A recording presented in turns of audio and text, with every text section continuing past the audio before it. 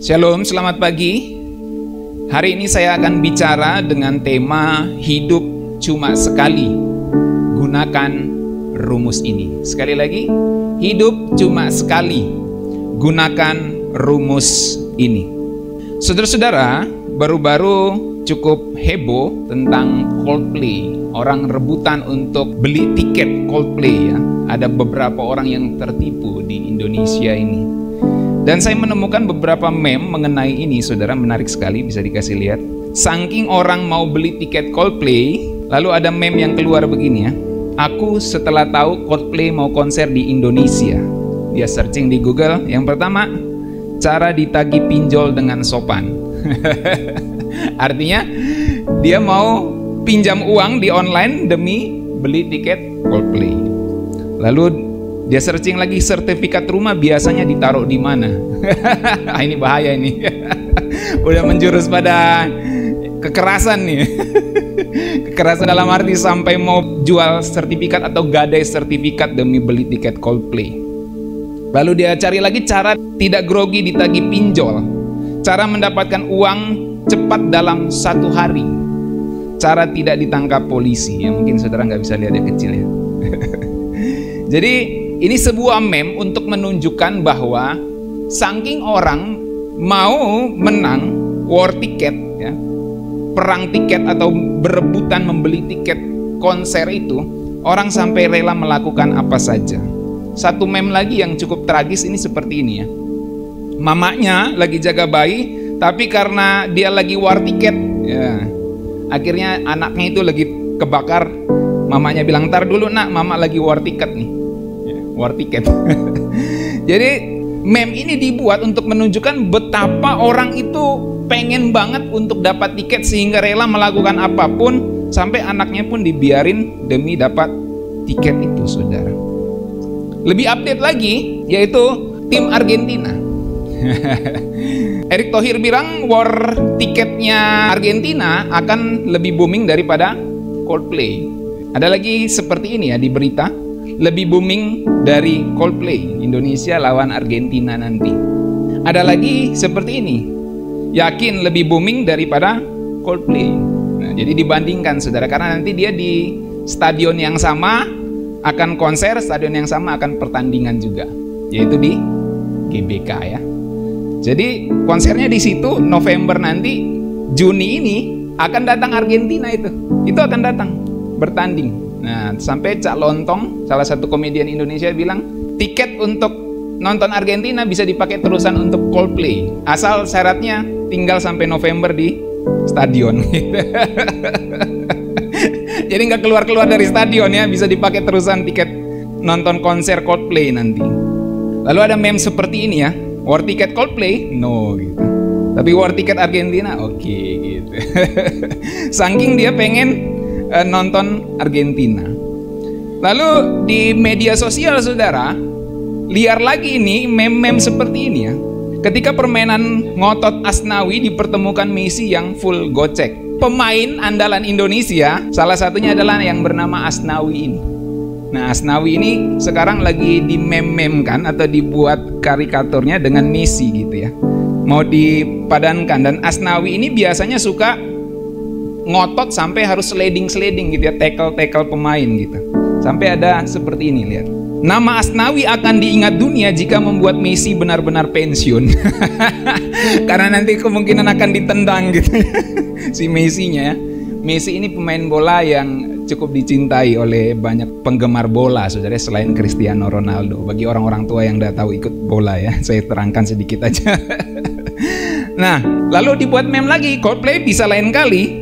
Tapi lihat Messi di tackle Asnawi itu jarang sekali. Jadi lebih baik uangnya dipakai beli untuk tiket Argentina daripada beli tiket untuk Coldplay. Nah, kira-kira gitu meme yang beredar sekarang, saudara. Ada lagi begini. Duit bisa dicari, lihat Asnawi tackle Messi cuma sekali. Kapan lagi kan lihat pemain nomor 1 dunia itu di tackle sama pemain Indonesia gitu kan? Ditabang atau di sliding gitu ya sampai jatuh. Bahkan kalau pensiun, wah gawat gitu. Nah, ada satu lagi meme seperti ini, saudara. Nah, ini dibuat di Twitter ya, saya dapatkan di Google. Ini ada Messi dan band Coldplay itu. Ada Lionel Messi di situ juga. Jadi dua-dua gabung dan dikasih caption atau status gitu, penghancur tabungan rakyat Indonesia in one frame ya.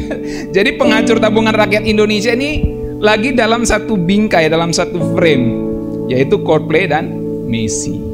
Nah, saudara-saudara, apa yang saya mau sampaikan dengan menyampaikan informasi-informasi ini kepada saudara-saudara sekalian? Saya ingin mengajak kita untuk merenungkan bahwa nggak sedikit orang yang mau menghabiskan waktu dan uangnya untuk sesuatu yang dianggap sekali seumur hidup. Hidup ini cuma sekali, bro. Hidup cuma sekali, sis. Kapan lagi? Gitu ya. Jadi tabungannya semua dia kuras demi beli tiket Coldplay, demi beli tiket Argentina lawan Indonesia. Saya nggak bilang itu salah, saya nggak bilang itu berdosa. Tetapi ini fakta bahwa nggak sedikit orang yang mau menghabiskan waktu dan uangnya untuk sesuatu yang dianggap sekali seumur hidup. Masalahnya adalah orang nggak lihat sekali seumur hidup itu dalam frame yang lebih panjang. Ini masalahnya. Kita cuma lihat sekali seumur hidup dalam frame yang pendek. Dalam bingkai, frame itu bingkai. Bingkai yang pendek. Kita nggak lihat sekali seumur hidup itu dalam frame yang lebih panjang. Ini masalahnya. Sehingga waktu orang bilang sekali seumur hidup, dia cuma lihat dalam frame yang pendek ini. Dia nggak lihat frame yang lebih panjang, saudara. Apa yang harus dia lakukan, rumus apa yang dia harus gunakan di dalam hidup cuma sekali ini. Saudara-saudaraku yang dikasih dalam Tuhan, Alkitab mencatat waktu hidup kita di bumi ini sangat terbatas. Degradasi atau kemerosotan waktu hidup manusia ini dimulai sejak Adam jatuh dalam dosa, saudara. Hidup di bumi ini sangat terbatas. Jadi memang nggak salah juga ketika orang bilang hidup cuma sekali. Kapan lagi beli tiket Coldplay langsung nonton di Indonesia? Kapan lagi nonton Argentina lawan Indonesia secara live langsung? Kapan lagi lihat Asnawi menceleding atau mentekel Messi gitu ya? Kapan lagi gitu, secara live langsung gitu. Nah, jadi memang nggak salah juga hidup ini terbatas di bumi ini. Hidup cuma sekali. Degradasi atau kemerosotan waktu hidup manusia itu dimulai memang sejak Adam jatuh di dalam dosa. Kejadian 5 ayat 5 ya. Adam mencapai umur 930 tahun lalu ia mati. Perhatikan umur Adam 930. Di bawah-bawahnya mulai merosot tuh. Jadi Lamek mencapai umur 770 tahun lalu ia mati. Dari 900 ke 770. Kejadian 6 ayat 3. Berfirmanlah Tuhan, rohku tidak akan selama-lamanya tinggal dalam manusia, karena manusia itu adalah daging, tetapi umurnya akan 120 tahun saja. Dari 900, 770, 120. Sangat terdegradasi atau sangat merosot. Itu sebabnya dalam Mazmur 90 ayat 10 didiskon lagi, itu dikurangin lagi. Masa hidup kami 70 tahun dan jika kami kuat 80 tahun. Dari 900-an, 770, 120, sekarang 70, 80 tahun. Itulah masa hidup manusia, saudara.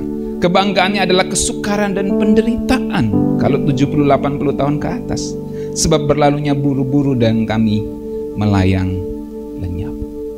Jadi saudara-saudaraku, waktu hidup kita ini sangat terbatas. Gak heran Musa menegaskan dalam Mazmur 90 ayat 12 firman Allah yang hidup. Kita baca yuk, 1, 2, 3. Ajari kami menghitung hari-hari kami dan menyadari betapa sedikitnya hari-hari itu. Betapa sedikitnya. Jadi hidup tuh cuma sekali, benar, nggak salah. Hidup tuh cuma sekali di bumi ini maksudnya. Benar sekali aja. Makanya Musa bilang menyadari betapa sedikitnya hari-hari itu. Tolonglah kami untuk menjalani hidup sebagaimana patutnya. Nah, ini yang membedakan. Karena hidup itu cuma sekali, maka Alkitab mengajarkan jalani hidup sebagaimana patutnya. Ajari kami Tuhan, kata Musa. Supaya dalam hidup yang sedikit ini di bumi ini, kita jalani hidup itu sebagaimana patutnya. Patut nggak nonton Coldplay? Patut nggak beli tiket konser Argentina Indonesia? Ya patut aja kalau kamu memang mampu dan memang suka, nggak masalah, bukan dosa. Tapi ketika engkau berusaha untuk itu dan melakukan hal-hal yang buruk, maka menjadi salah juga. Itu sebabnya Musa berdoa, ajari kami menghitung hari-hari kami yang sedikit ini dan menjalani hidup sebagaimana patutnya. Jadi saudara-saudara, waktu hidup kita itu bisa berakhir kapan saja. Saat kita tua atau masih muda secara fisik. Saat masih kuat atau waktu sudah lemah. Ada orang-orang yang masih kuat-kuat kelihatan tiba-tiba meninggal lagi olahraga pula. Ada orang yang sudah tua, kita pikir mati besok, ternyata nggak mati-mati. Gitu. Atau paling tidak belum mati-mati. Jadi kita nggak bisa tahu kapan hidup kita ini berakhir. Itu misteri kecuali Tuhan membukakan rahasianya. Ulangan 34 ayat 7 firman Allah yang hidup, Musa meninggal pada usia 120 tahun. Ketika itu matanya belum kabur. Menarik ya. Secara fisik Musa itu 120 tahun, Alkitab catat, matanya belum kabur. Dan kekuatannya sama seperti kekuatan anak muda. Bisa diajak panco nih Musa nih. Ya Daniel. Bisa diajak panco dia di umur 120 tahun. Kekuatannya sama seperti kekuatan anak muda. Itu sebabnya saudara sangat penting memperhatikan bagaimana kita hidup. Pengkhotbah 11 ayat 7-10 firman Allah yang hidup. Firman Tuhan katakan gini, peringatan bagi orang muda. Saya suka bacakan ini kepada anak-anak muda biasanya. Alangkah bahagianya boleh menikmati hidup ini. Amin. Anak-anak muda, kita semua yang tua juga ya, sudah sepuh seperti Oma Lili. Alangkah bahagianya boleh menikmati hidup ini.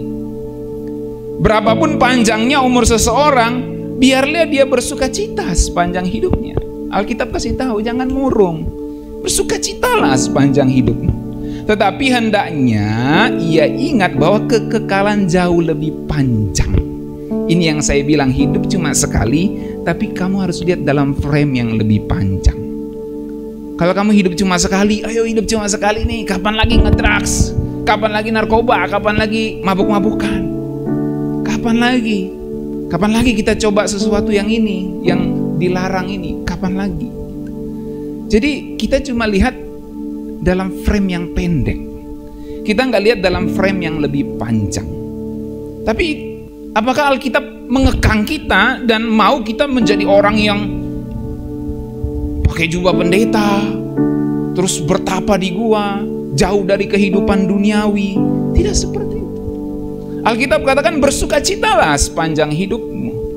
Tetapi di dalam sukacitamu itu, hendaknya kamu lihat dalam frame yang lebih panjang. Bahwa kekekalan itu jauh lebih panjang daripada hidup sekali di bumi ini. Segala sesuatu di dunia ini sia-sia saja kalau dibanding dengan kekekalan. So dalam hidup sekali ini, apa yang harus kita lakukan supaya itu berdampak pada kekekalan kita? Itu yang harusnya dipikirkan. Dalam ayat 9, hai anak muda, alangkah indahnya masa muda itu. Nikmatilah setiap saat dalam masa mudamu. Lakukanlah segala sesuatu yang kau inginkan.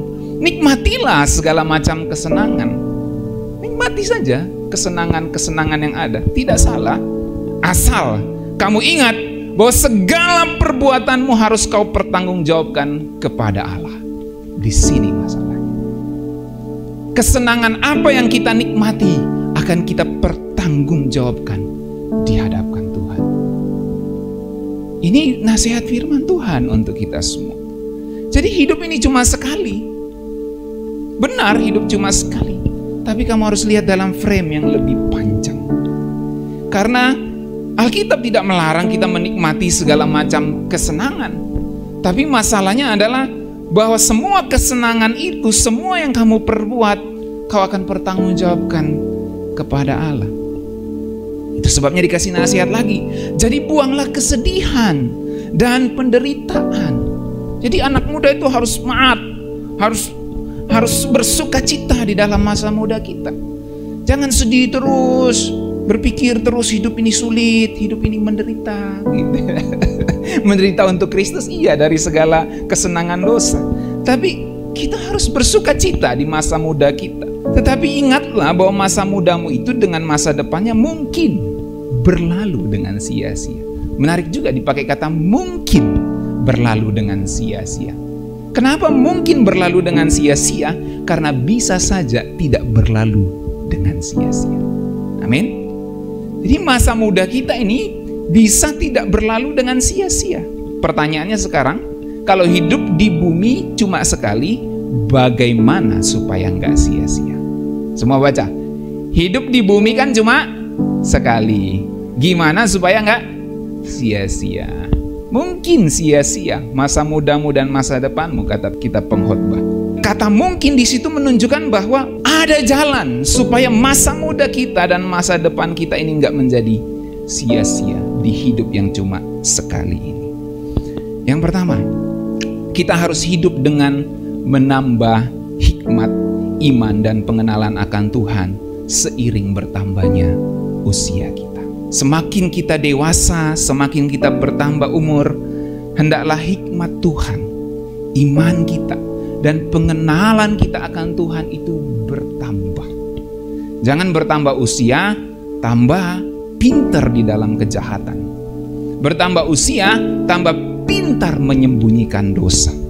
Dia nggak tahu Tuhan itu maha melihat dan mengetahui semua yang kita lakukan.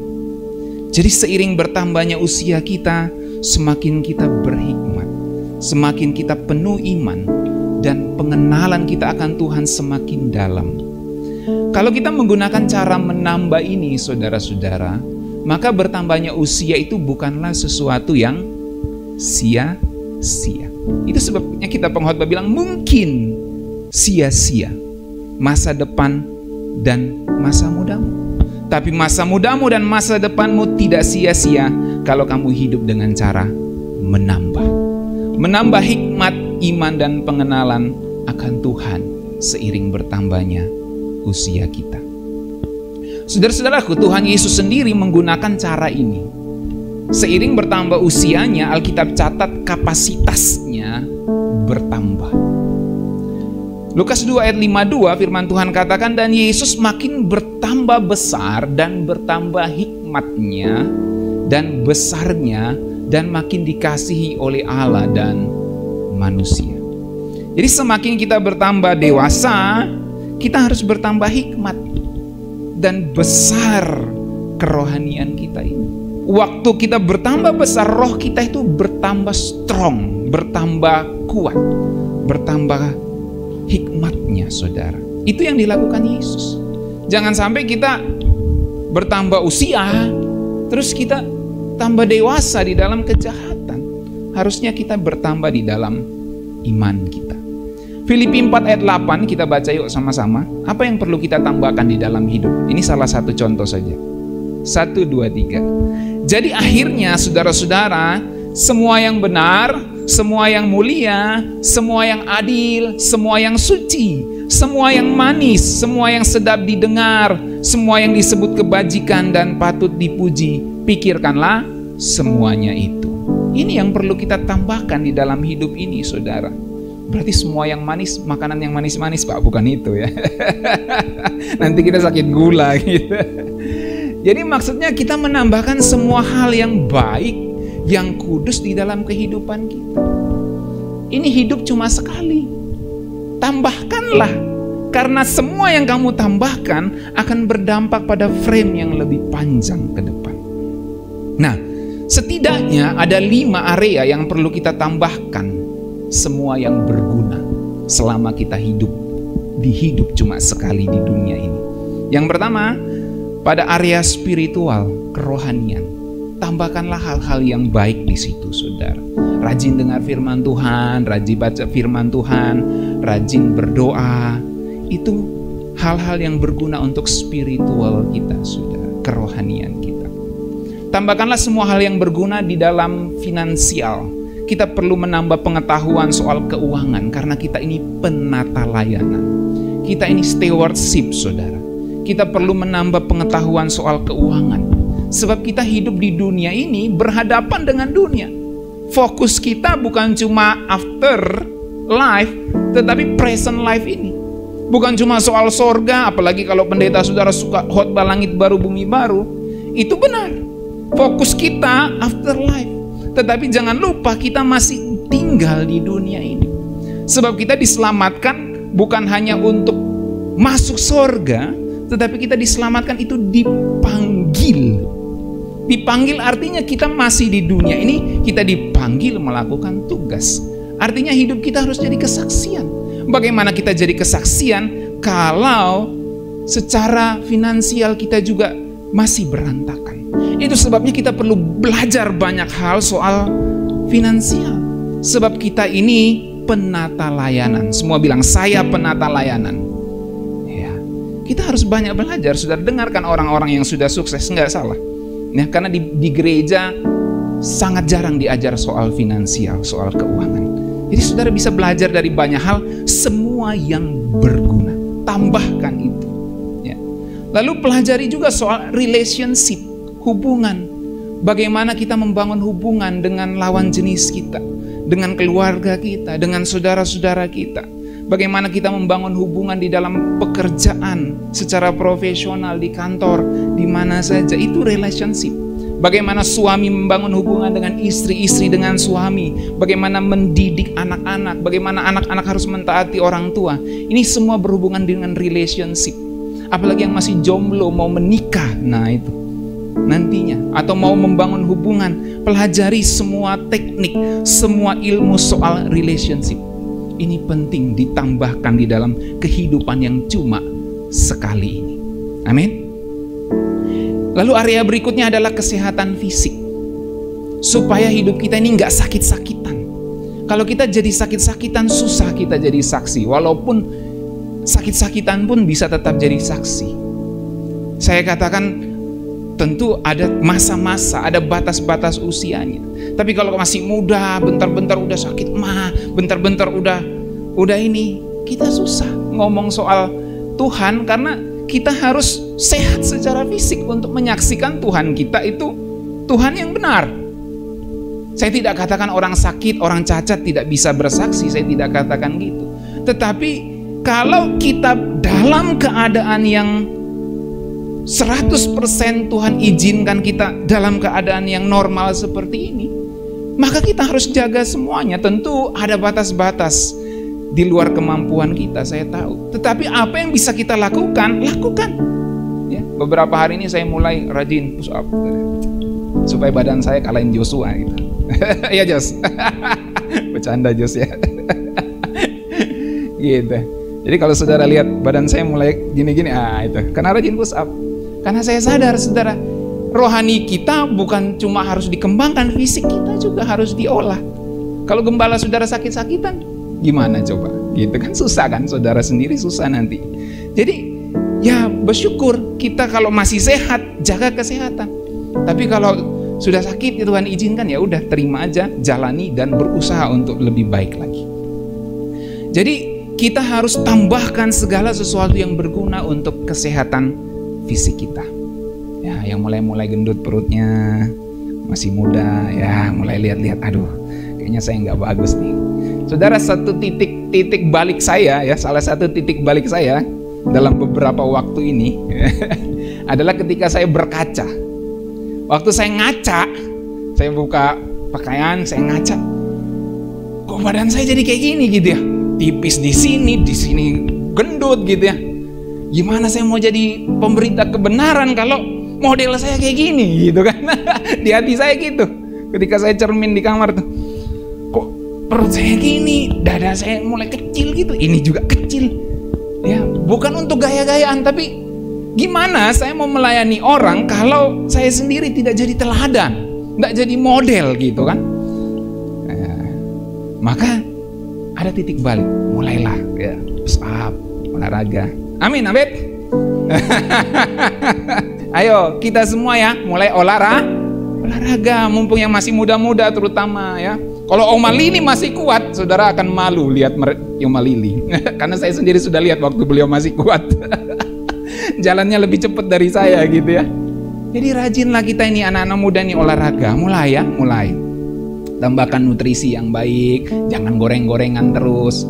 Kalau dulu kalau saya lihat gorengan tuh, mata saya itu kalau lagi naik motor gorengan kayak ada yang narik gitu. Sekarang no. Ya bukan berarti nggak boleh makan gorengan, bolehlah sesekali ya. Tetapi udah nggak ada yang narik gitu. Istri saya biasa ganggu, gorengan, no. Yang rebus-rebus sekarang. Amin anak-anak muda. Ya, ayo mulai jaga kesehatan ya. Karena nanti di masa tua itu semua akumulasi dari kita masih muda ini ya. Nanti kalau ada sakit-sakit, dikit-dikit asam urat, dikit-dikit ini, wah itu karena akumulasi, penumpukan gitu ya. Dari semua yang kita konsumsi. Ayo, masih ada kesempatan untuk memperbaiki diri. Tambah segala sesuatu yang berguna. Amin. Gembala saudara ini udah mulai dan berdoa semoga kita konsisten ya. Yang orang-orang tua ya tetap sehat dan jalani saja hidup sesuai yang Tuhan kehendaki. Lalu yang terpenting juga adalah emosional, kesehatan emosi ya. Ya puji Tuhan, saya dengar kemarin hamba Tuhan Vinolon sudah kasih anak-anak muda soal tes-tes gitu ya, kepribadian gitu ya. Itu membantu soal kesehatan emosi. Apa yang kita sembunyikan selama ini, bisa nggak kita ceritakan sama orang? Ada nggak yang ini? Intinya semua gitu. Soal kesehatan emosi intinya semua itu. Jadi ini semua hal-hal berguna yang perlu kita tambahkan, saudara. Ilmu-ilmu soal counseling, kesehatan emosi, kesehatan mental, itu paling tidak kita bisa pelajari. Kita nggak mungkin ahli di situ karena kita punya bidang masing-masing. Tapi itu membantu untuk kita menjalani hidup yang cuma sekali di bumi ini. Amin. Tambahkan segala sesuatu yang berguna. Oke. Bukan cuma menambahkan rumusnya menjalani hidup yang cuma sekali, tapi kita juga harus hidup dengan mengurangi. Dalam hal ini menanggalkan atau membuang semua beban dosa yang merintangi kita. Kita nggak bisa ikut lari dalam perlombaan yang ada di depan kita kalau kaki kita dililit oleh dosa, saudara. Hidup tuh bukan cuma soal menambah semua yang berguna, tapi hidup ini juga harus declutter, harus dikurangi semua yang membebani kita, semua yang bisa mengikat hidup kita, bisa membuat hidup kita nggak berkembang, itu semua harus kita buang. Buang semua beban dosa yang merintangi kita. Sebab Alkitab beri ilustrasi kita ini seperti atlet yang sedang berlomba dan meraih tujuan di depan kita. Dan kita nggak bisa meraih tujuan kalau kaki kita dililit oleh dosa. Dan itu sesuatu yang harus kita kurangi, dalam hal ini dibuang atau ditanggalkan. Ibrani 12 ayat 1 bahasa Indonesia masa kini, kita baca yuk 1, 2, 3. Nah, mengenai kita sendiri di sekeliling kita ada banyak saksi. Sebab itu marilah kita membuang semua yang memberatkan kita dan dosa yang terus melekat pada kita. Dan marilah kita dengan tekun menempuh perlombaan yang ada di depan kita. Mari kita buang semua yang beratin kita, saudara. Semua yang terus melekat pada kita, yang membuat kita nggak bisa mengikuti perlombaan. Ibrani 12 ayat 1 firman Allah yang hidup begini. Karena begitu banyak orang beriman memperhatikan kita, marilah kita menanggalkan segala sesuatu yang memperlambat atau menghambat kita. Kalau gadget kita itu sedang lagi lambat loading, komputer kita lagi lambat loading, HP kita lambat loading, maka ada sesuatu yang harus dikurangi. Entah ada sesuatu yang di uninstall, ada sesuatu yang harus dihapus, karena itu semua memperlambat kita atau menghambat kita. Dan Alkitab katakan terutama dosa yang melilit kaki kita dan dengan erat dan merintangi jalan kita. Dia sudah lilit, dia rintangi jalan kita. Itu semua harus ditanggalkan. Masalahnya seringkali kita simpen itu. Kita suka simpen dia, kita suka ikat dia di kaki kita, tapi kita berusaha lari ke depan.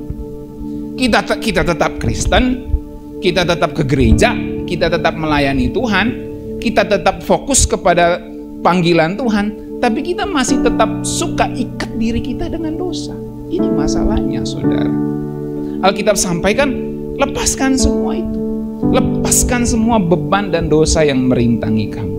Dan berlarilah dengan sabar serta tekun dalam perlombaan yang disediakan oleh Allah di hadapan kita. Dalam 1 Korintus 5 ayat 6 sampai 8, bahasa Indonesia masa kini saya bacakan. Barangkali kalian sudah mengenal peribahasa ini, ragi yang sedikit membuat seluruh adonan mengembang. Yang suka bikin kue tahu. Buanglah dahulu ragi yang lama itu, yaitu ragi dosa, supaya kalian menjadi seperti adonan yang baru, bersih dari ragi dosa yang lama. Apa yang saya ingin saudara tangkap adalah ada sesuatu yang harus dibuang. Itu poinnya. Perayaan Paskah kita sudah siap karena Kristus yang menjadi sebagai domba Paskah kita sudah dikorbankan. Jadi mari kita merayakan pesta kita itu dengan roti yang tidak beragi, yaitu roti yang melambangkan kemurnian dan semua yang berkenan di hati Allah. Rasul Paulus di sini kalau pakai bahasa seperti yang saya sampaikan tadi, dia mengatakan bahwa kita seringkali tetap melayani Tuhan, tetap jadi Kristen, tetap fokus kepada panggilan Tuhan, tapi pada saat yang sama kita masih menggunakan ragi yang lama, yaitu dosa. Kita masih suka mengikat diri kita dengan dosa. Jadi harus dibuang semua itu, dosa-dosa itu. Jadi kita harus merayakan pesta, dengan kata lain menjalani pertandingan dengan roti yang tidak beragi, tanpa ikatan dosa itu, yaitu roti yang melambangkan kemurnian dan semua yang berkenan di hati Allah. Jangan kita merayakan pesta Paskah itu dengan roti yang mengandung ragi yang lama, yaitu ragi dosa dan kejahatan. Dari ayat ini kita mengerti, saudara-saudara, selama ini adonan roti waktu hidup kita dikembangkan oleh dosa. Kalau hidup kita ini seperti roti yang beragi, maka adonan roti kita selama itu adonan roti yang berdosa. Karena raginya itu ragi dosa, dikembangkan oleh dosa. Itu sebabnya di Efesus tadi dikatakan, atau di 1 Korintus tadi dikatakan, kamu harus mengurangi, dalam hal ini harus membuang ragi dosa, supaya kamu jadi adonan yang murni. Artinya tanpa dosa kita itu murni. Semua bilang tanpa dosa kita murni. Jadi semua yang minyak-minyak dosa itu harus dikurangi. Yang goreng-goreng dosa itu harus dikurangi gitu. Yang toksik-toksik itu harus dikurangi, saudara ya. Itu sebabnya banyak nasihat soal membuang atau mengurangi. Banyak sekali, saudara. Di Alkitab tuh buanglah, buanglah gitu ya. Jadi Alkitab ini salah satu nasihatnya adalah nasihat untuk membuang. Buang sampah pada tempatnya. Efesus 4 ayat 25. Kita baca 1, 2, 3. Karena itu buanglah dusta dan berkatalah benar seorang kepada yang lain, karena kita ini adalah sesama anggota. Buang dusta. Sesama biskota dilarang saling mendahului. Sesama anggota dilarang saling berdusta. Jadi karena itu buanglah dusta. Buang. Kolose 3 ayat 8. Tetapi sekarang buanglah semuanya ini. Tuh, disuruh buang-buang nih. Nah, jadi Alkitab tuh Alkitab yang penuh nasihat untuk membuang. Buang semuanya ini, yaitu marah, geram, kejahatan, fitnah, dan kata-kata kotor yang keluar dari mulut. Dibuang semua itu. Dan buang pada tempatnya, jangan di orang lain. Bahaya itu, bisa berkelahi nanti. Jadi buang pada tempatnya, saudara. Yakobus 1 ayat 21. Sebab itu buanglah segala sesuatu yang kotor dan kejahatan yang begitu banyak itu, dan terimalah dengan lemah lembut firman yang tertanam di dalam hatimu yang berkuasa menyelamatkan jiwamu. Jadi harus dibuang semua yang kotor dan jahat, dan kita menerima semua yang lembut, firman yang tertanam di dalam hati kita. 1 Petrus 2 ayat 1. Baca lagi yuk. 1, 2, 3. Karena itu buanglah segala kejahatan, segala tipu muslihat, dan segala macam kemunafikan, kedengkian, dan fitnah. Banyak lagi ayat-ayat soal buang-buang, saudara. Saya rasa sudah cukup ya. Jadi memang kita harus mengurangi, membuang segala sesuatu yang jahat di hidup yang cuma sekali ini. Tadi menambahkan semua yang berguna dalam 5 area setidaknya yang saya sampaikan tadi. Sekarang kita mengurangi semua kejahatan dan dosa, dalam arti membuang semua itu dari hidup kita yang cuma sekali ini. Rumus selanjutnya adalah kita harus hidup dengan mengalihkan. Artinya kita memakai waktu hidup yang sedikit, yang singkat ini untuk menghasilkan sesuatu yang besar dan pastinya bernilai kekal. Caranya adalah dengan memuridkan, saudara. Bagaimana caranya kita bisa mengalihkan kehidupan kita? Caranya adalah dengan memultiplikasi. Dan memultiplikasi itu bicara tentang memuridkan. Dengan memuridkan, kita memultiplikasi. Dalam Kamus Besar Bahasa Indonesia, multiplikasi itu adalah tindakan atau proses memperbanyak. Kalau saudara seorang trainer, saudara seorang guru, saudara seorang pelatih, saudara telah melakukan ini di dalam bidang saudara. Saudara sedang memuridkan. Ilmu yang saudara wariskan kepada murid saudara, kepada klien saudara, kepada anak-anak murid saudara, itu adalah ilmu yang akan dia teruskan nanti di dalam kehidupannya. Dan itu akan membesarkan dia dan membesarkan orang yang dia didik selanjutnya. Entah itu anaknya, entah itu murid selanjutnya lagi. Kita sedang memultiplikasi kehidupan kita. Artinya kita sedang mengalihkan kehidupan kita. Itu sebabnya saudara-saudara, dalam hidup ini kita harus punya beberapa orang di sekeliling kita. Kita harus punya mentor. Itu penting sekali. Mentor itu bisa gembala saudara, bisa orang yang saudara percaya secara rohani. Itu mentor. Lalu yang kedua, hidup kita ini harus punya teman atau sahabat, friend. Kalau kita nggak punya teman, bagaimana kita bisa berelasi? Kita ini makhluk sosial, saudara. Dalam hidup ini kita juga harus punya yang namanya murid. Nah, ini yang penting. Jadi kita bukan cuma menerima dari mentor kita, tapi kita juga harus memuridkan. Dan kita harus didukung oleh komunitas teman kita. Jadi bukan cuma menerima, tapi kita harus giving, harus memberi, dan itu bisa kita aplikasikan dengan memuridkan. Pastikan saudara punya murid. Apa yang saudara bisa ajarkan dan diteruskan kepada orang-orang di sekitar kita. Murid itu bisa anak kita, murid bisa orang di sekeliling kita yang kita ngobrol bukan dalam sebuah suasana pendidikan mungkin, tapi kita bisa ngobrol, kita bagikan nilai-nilai firman Tuhan, kita bagikan pengetahuan-pengetahuan kita kepada dia. Itu bisa disebut sebagai murid yang non-formal tentunya. Dan itulah cara kita hidup di hidup cuma sekali ini, saudara. Orang-orang yang berpengaruh di dunia ini adalah orang-orang yang memuridkan. Itu sebabnya Tuhan Yesus perintahkan kepada murid-muridnya, jadikan semua bangsa muridku. Jadikan semua bangsa muridku. Baptis mereka dalam nama Bapa, Anak, dan Roh Kudus. Dan apa yang dilakukan sebagai murid? Ajarlah mereka melakukan segala sesuatu yang telah kuperintahkan kepadamu. Dan ketahuilah aku menyertai kamu senantiasa sampai kepada akhir zaman. Jadi dalam hidup ini bukan cuma teman, bukan cuma mentor, kita harus punya murid. Murid di situ, Pak, saya kan bukan guru, Pak. Bukan soal seperti itu yang saya maksudkan. Murid itu adalah orang yang kita ajari secara konsisten tentang nilai-nilai firman Tuhan. Tidak harus dalam suasana saya gurumu, kamu muridmu, ya enggak. Kita ngobrol dan dia tidak sadar, bahkan dia tidak sadar kita memuridkan dia. Atau mungkin kita melatih dia sesuatu. Itu yang namanya murid, saudara. Artinya dalam hidup yang cuma sekali ini, pasang mode di pikiran kita bahwa kita harus punya orang yang kita bagikan sesuatu kepada dia. Nilai-nilai hidup, nilai-nilai firman Tuhan, nilai-nilai kehidupan yang benar yang Tuhan ajarkan, itu yang saya mau bagikan kepada orang-orang yang saya muridkan. Dan itu tidak harus dalam bentuk formal pemuridan, cell group, enggak harus itu.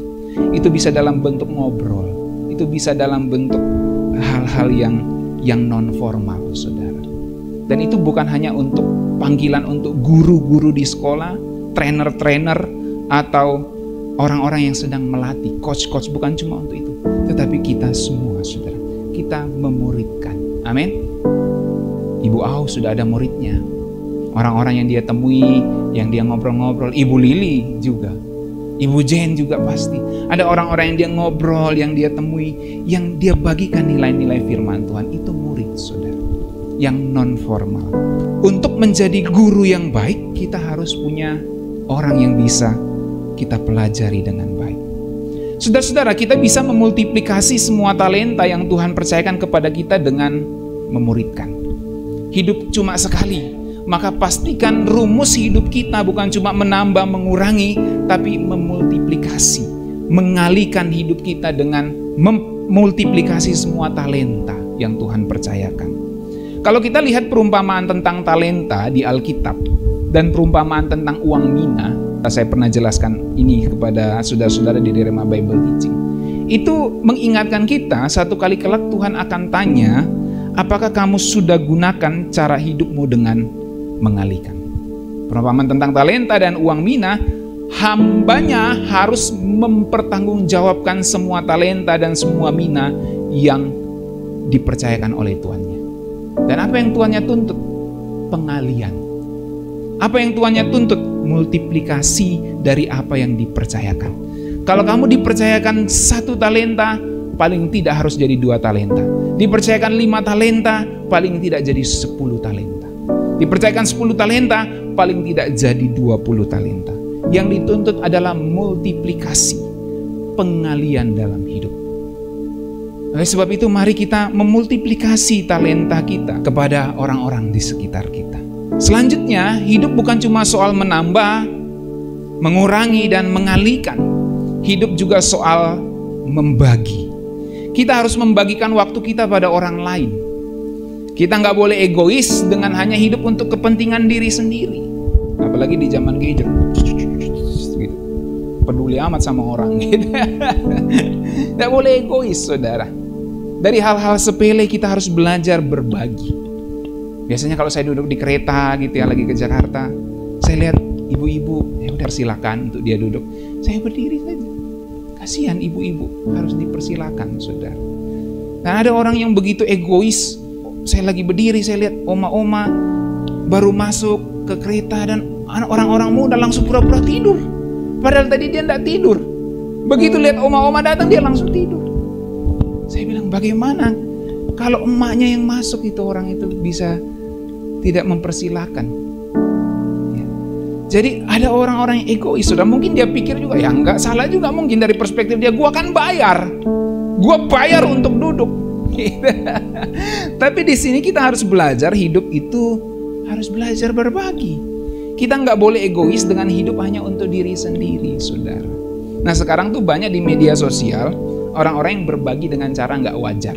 Saya nggak tahu lepas kontroversinya, cuma menurut saya kalau berbagi lebih baik kita tidak usah di depan kamera, kecuali untuk laporan panitia.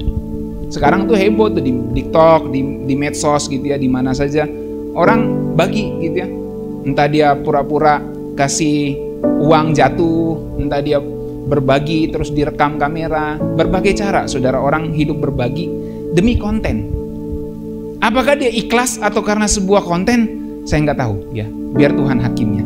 Cuma bagi saya, kalau kita berbagi lebih baik tidak usah di depan kamera, kecuali untuk laporan panitia, karena kita harus mempertanggungjawabkan uang itu kepada donatur, saudara. Ada yang oke, karena sudah ini ibunya nggak mau terima ya, yang komen saya bagi lagi gitu. Jadi kita nggak mikirin perasaan orang yang kita bagi, yang kita rekam, diupload di medsos. Nah, hidup itu memang harus berbagi, tapi nggak boleh egois, hanya untuk kepentingan diri sendiri. Jadi pernah ada satu anak muda yang tanya, Kak, gimana kalau saya buat konten seperti Mbak Imtit gitu ya. Gimana Kak? Saya bilang, kalau kamu mau berbagi, tidak usah direkam kamera. Gak usah direkam kamera, kecuali kamu punya donatur dan kamu harus mempertanggungjawabkan donasi itu kepada panitianya, kepada donaturnya, ya harus direkam, harus dikasih lihat. Tapi kalau untuk kepentingan diri sendiri, untuk menaikkan yang ini, lebih baik tidak usah. Ya. Lebih baik kita membagi tanpa terlihat, karena Bapamu di sorga akan membalas apa yang tidak terlihat. Nah saudara-saudara, hidup itu berbagi, tidak salah berbagi. Cara hidup membagi berarti menjadikan diri kita saluran berkat Tuhan untuk banyak orang. Kita men-share hidup kita jadi berguna bagi orang lain. Mungkin orang bisa berpikir, kan saya buat konten untuk jadi berkat juga, saya membagi di ini yang rohani. Ya terserah, itu perspektif masing-masing. Tapi bagi saya, kalau orang berbagi, maka lebih baik tangan kanan memberi, tangan kiri tidak usah tahu. Kalau untuk jadi teladan dengan cara yang lain. Karena ketika kita merekam orang yang kita rekam terus kita upload di media sosial kita nggak pikirin dia jadi seperti orang yang terkasihani gitu. Semua orang lihat dia jadi kasihan, maksudnya jadi ke orangnya kayak nggak ada harga diri gitu. Direkam, terus dikasih uang, terus di gini gitu. Itu seperti tidak menghargai martabat dari orang yang diberi itu, saudara. Jadi lebih baik kalau saudara-saudara memberi jangan direkam, jangan difoto kecuali untuk laporan. Hidup itu harus berbagi, tapi dengan cara-cara yang ilahi. Cara hidup berbagi berarti menjadikan diri kita saluran berkat Tuhan untuk banyak orang. Kita share hidup kita jadi berguna bagi orang lain. Kalau kita misalnya rekam-rekam seperti tadi, orang termotivasi untuk berbagi supaya ngonten juga, ya kan? Benar nggak? Ya kan? Kalau saya lihat, oh dia ngonten berbagi, dan akhirnya orang mau ikut berbagi supaya direkam juga jadi kontennya. Jadi ada motivasi yang nggak benar, saudara. Bukan motivasinya berbagi. Sekarang pertanyaannya, mau nggak dia berbagi waktu nggak konten, waktu nggak ngonten, waktu nggak datangkan keuntungan untuk diri sendiri, mau nggak? Gitu. Itu masalahnya, saudara. Kalau mau ya nggak apa-apa, nggak masalah. Jadi lebih baik kalau kita berbagi jangan untuk kepentingan diri kita sendiri, tapi untuk kepentingan orang lain. Filipi 2 ayat 4 Bahasa Indonesia masa kini, perhatikanlah kepentingan orang lain, jangan hanya kepentingan diri sendiri. Amsal 11 ayat 24 sampai 25, ada orang yang suka memberi tetapi bertambah kaya. Ada yang suka menghemat tapi bertambah miskin papa. Ada orang yang pelit banget gitu ya. Hidupnya cuma sekali, dia pelit banget gitu. Semuanya dipegang erat. Orang minta pertolongan, dia tidak mau tolong. Nah memang saudara, di zaman sekarang ini banyak pengemis itu pengemis palsu. Banyak orang minta tolong palsu. Begitu ketemu, bro ada 100 pinjam 100. Jadi orang memanfaatkan kebaikan hati kita. Nah di sini kita perlu hikmat di dalam memberi, saudara, di dalam mengelola uang yang Tuhan percayakan. Jadi nggak asal memberi juga. Saya mendorong saudara untuk menjadi orang yang murah hati, tidak pelit, tidak pegang untuk diri sendiri. Ingat saudara, hidup ini cuma sekali.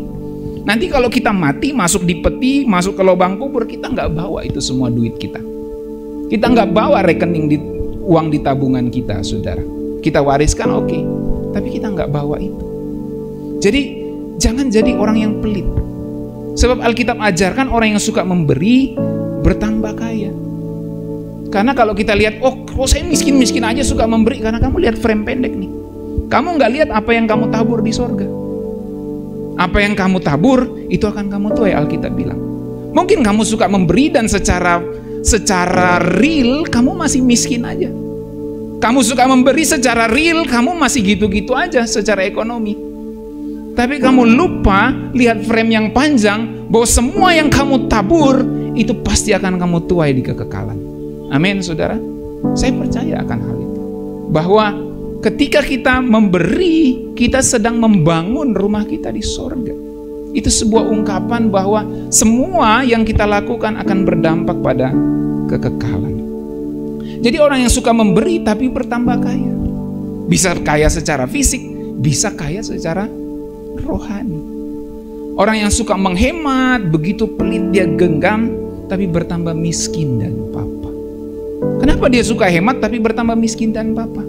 Karena dia nggak perhatikan kepentingan orang lain. Ini bukan bicara kekayaan finansial, ini bicara kekayaan hati, saudara.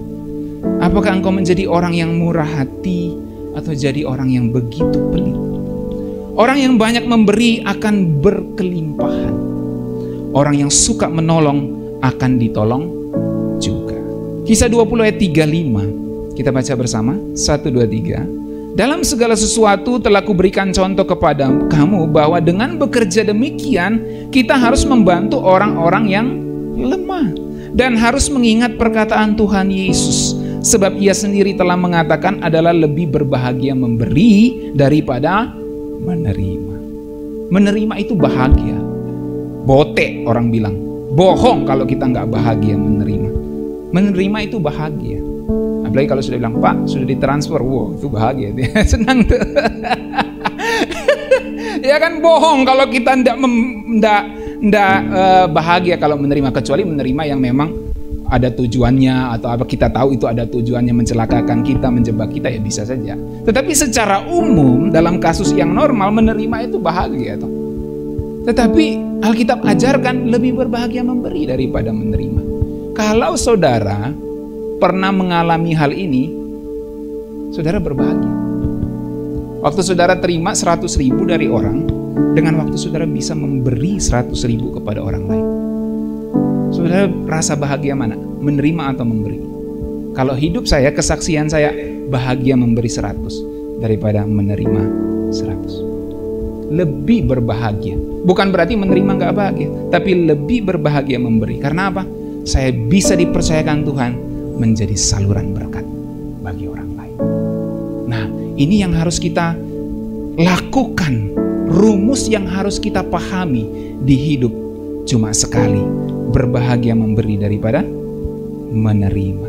Jadi saudara-saudara, saya akan simpulkan secara cepat. Kita harus hidup dengan menambah hikmat, iman, dan pengenalan kita akan Tuhan. Ada 5 area tadi. Kita harus tambahkan hal-hal yang berguna untuk spiritual kita, kerohanian. Rajin baca Alkitab, rajin dengerin Alkitab audio mungkin. Kalau saudara bosan bacanya, dengerin Alkitab audio, baca berbagai terjemahan, berdoa sudah pasti ya. Dan dengar firman Tuhan ya di YouTube atau di mana saja. Pertambah semua hal-hal yang berguna untuk spiritual kita. Lalu pertambah semua hal yang berguna untuk finansial, keuangan kita. Karena hidup ini bukan cuma soal afterlife, tetapi soal present life. Kita harus bertanding dalam hidup ini. Kita harus berjuang cari uang, kita harus kerja, kita harus belajar bagaimana mengelola gaji yang kita terima, keuntungan yang kita terima dari jualan dan dagang kita. Kita harus pelajari semua ini. Jangan pengeluaran lebih besar daripada pemasukan, lebih besar pasak daripada tiang. Jangan sampai gitu. Harus seimbang. Apa istilahnya, cash flow-nya gitu. Saya nggak ngerti bahasa bisnis. Jadi intinya jangan sampai, sederhananya jangan sampai pengeluaran lebih besar daripada pemasukan, sehingga nggak ada yang bisa di-save, nggak ada yang bisa ditabung, dan nggak ada yang pos untuk memberi. Kita harus punya pos untuk menabung, punya pos untuk memakai, punya pos untuk memberi. Saudara, dipelajari semua itu. Saudara mungkin bisa taruh di saham, bagi anak-anak muda yang main saham, taruh di reksadana atau taruh di mana saja, pelajari semua itu. Asal jangan ketipu nanti. Dan kalaupun sudah pernah ketipu, belajarlah dari situ supaya nggak ketipu lagi gitu. Pelajari semua itu yang berguna untuk masa depan kita. Pelajari soal relationship. Karena hidup ini bukan cuma soal uang, tetapi soal relasi. Bagaimana kita dengan pasangan kita, bagaimana kita dengan anak, bagaimana kita dengan orang tua, bagaimana kita dengan pacar, bagaimana kita mencari jodoh, bagaimana kita supaya dilirik, bagaimana supaya melirik gitu kan. Itu semua relationship. Ya Daniel ya. Ini Daniel Abid dari tadi disebut terus nih. Salah apa kami dua Pak bilangnya. Fisikal, kesehatan fisik. Ya ayo anak-anak muda terutama ini, yo rajin olahraga. Pokoknya semua yang kesehatan fisik ya, gunakan itu atau pelajari semua itu, tambahkan ya. Lalu soal emosional, kesehatan mental itu penting ya. Itulah hidup dengan menambah semua yang berguna di 5 area ini. Kemudian hidup tuh bukan cuma soal menambah, tapi juga mengurangi dalam hal menanggalkan atau membuang semua beban dosa yang merintangi kita. Jangan sudah tambah-tambah tapi kita nggak kurangi itu. Ntar kita overload gitu. Jadi kelebihan muatan dan kita susah bergerak gitu. Sebab hidup ini ada yang dimasukkan, ada yang dibuang. Semua yang dibuang itu najis kan Alkitab bilang. Makanya buang semua itu. Kemudian hidup ini bukan cuma menambah mengurangi, tapi harus mengalihkan. Kita harus memultiplikasi kehidupan kita. Kita harus memuridkan semua talenta, semua bakat, semua karunia yang Tuhan percayakan itu harus kita multiplikasikan. Kita harus memuridkan orang lain. Dan terakhir, hidup ini bukan cuma soal menambah, mengurangi, dan mengalihkan. Kita harus membagikan. Hidup jadi saluran berkat Tuhan. Roma 14 ayat 12. Demikianlah setiap orang di antara kita akan memberi pertanggungan jawab tentang dirinya sendiri kepada Allah. Dalam terjemahan NIV, so then each of us will give an account. Kita akan memberikan sebuah akun diri kita kepada Tuhan. Jadi setiap kita ini akan memberi pertanggungan jawab, saudara. Pertanggungan jawab itu akun. Seperti kita buat email, kita buat akun. Kita buat media sosial harus ada akunnya. Dan di semua akun kita itu ada historinya. Dan itu yang kita akan pertanggungjawabkan kepada Tuhan, saudara. Apa yang kita buat di akun kita akan diaudit semua oleh Tuhan. Itu yang disebut pertanggungan jawab. Kata pertanggungan jawab dalam bahasa Yunaninya adalah kata benda atau noun logos. Logos kan sering kita terjemahkan firman. Nah, ternyata logos itu juga berarti pertanggungan jawab dalam pengertian reason. Apa alasanmu melakukan ini? Apa logosmu melakukan ini? Apa reasonmu? Apa laporanmu? Apa cerita dan catatanmu yang kau lakukan di akun hidupmu ini? Setiap kita harus mempertanggungjawabkan akun kita di hadapan Tuhan. Jadi begitu kita lahir, ada akun di sorga. Akunnya si Stefan, akunnya si Daniel, akunnya Herianto, akunnya Abednego, akunnya Meshak Jasmin. Semua ada akunnya. Dan semua yang kita lakukan itu ada historinya. Dan kita akan bertanggungjawabkan di hadapan Tuhan. Dari sini kita ngerti bahwa dalam tahta pengadilan Kristus, setiap kita akan memberi catatan, saudara. Memberikan akun kita yang merupakan laporan atau cerita tentang diri kita sendiri kepada Allah. Jadi setiap kita ini akan memberi catatan. Kamu sudah menambahkan tidak? Kamu sudah mengurangi tidak? Kamu sudah mengalihkan tidak? Kamu sudah berbagi tidak? Semua akan dilihat di histori akun kita, saudara. Masalahnya gini, kita bisa delete histori akun medsos kita. Kita bisa delete. Ada caranya kita bisa delete histori akun medsos kita.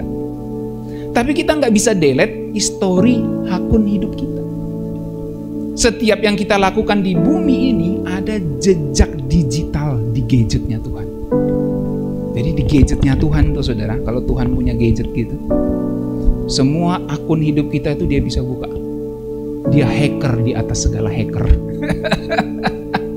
Dia bisa buka semua akun. Password yang kita sembunyikan, serahasia-rahasianya, serumit-rumitnya, sestrong-strongnya password kita, bahkan hacker paling dunia pun dia bisa buka. Tuhan hacker di segala hacker, dalam hacker dalam pengertian yang positif, saudara. Kita bisa delete semua akun medsos kita, histori, tapi kita nggak bisa delete histori akun hidup kita di hadapan Tuhan. Bersyukur ada kasih karunia Tuhan yang disebut pengampunan. Kalau nggak ada pengampunan, terus dia lihat semua histori hidup kita. Wah, ini yang kamu sembunyikan, yang kamu nggak ngomong sama orang nih. Nanti kamu bertanggungjawabkan di hadapan Tuhan. Itu sebabnya kita perlu sadar setiap yang kita lakukan di bumi ini ada jejak digitalnya, saudara, di gadgetnya Tuhan. Dan ini, kesadaran ini membuat kita untuk hidup benar di hadapan Tuhan. Itu sebabnya dalam Efesus 5 ayat 15-17. Karena itu perhatikanlah dengan seksama bagaimana kamu hidup. Jangan seperti orang bebal, tetapi seperti orang arif. Dan pergunakanlah waktu yang ada, karena hari-hari ini adalah jahat. Sebab itu janganlah kamu bodoh, tetapi usahakanlah kamu supaya mengerti kehendak Tuhan. dunia ini menawarkan untuk kita mengklik, klik yang jahat. Untuk kita download yang jahat. Untuk kita save yang jahat. Dunia menawarkan kita. Alkitab katakan, jangan kamu bodoh. Jangan kamu bodoh. Usahakan supaya kamu mengerti kehendak Tuhan.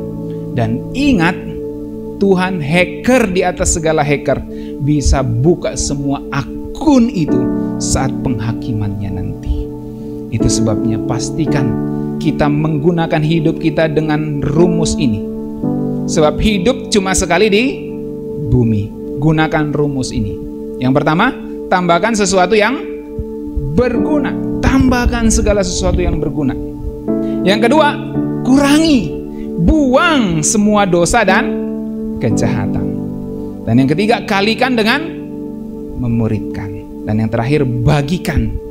Dan jadilah saluran berkat bagi banyak orang.